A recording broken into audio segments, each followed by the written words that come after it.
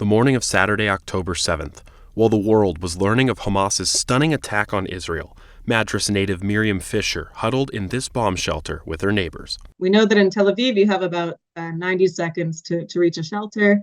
We're lucky to have a shelter in the basement of our building. So we kind of, you're half asleep, there's a siren, you kind of wake up and go down to the basement. She left Central Oregon for Israel nearly a decade ago.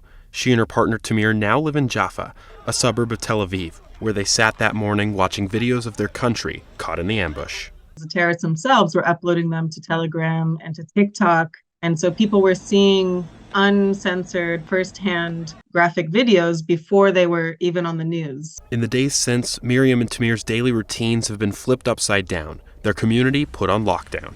I've been pretty much at home, and anytime you do leave the house, you're kind of mentally thinking about, okay, if there's a siren right now and there's rockets right now, where can I take shelter? Added to the mix, Miriam is pregnant, and she tells me she and Tamir contemplated leaving the country. My parents definitely would prefer if I left. We don't feel unsafe enough to take that of a step.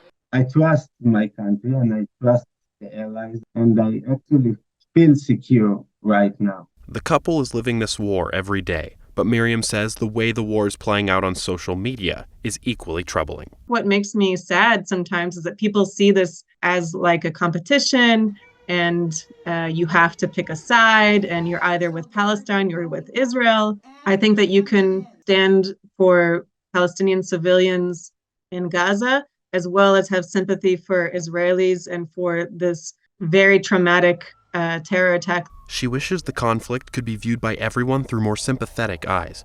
After all, both innocent Israelis and Palestinians, now dying in a war that neither wanted. The average Israeli doesn't like the idea of bombing civilians, but also the average Israeli is still looking for loved ones. Like I said, they're mourning the dead and friends and family. In a war, there is only losers. There isn't winner.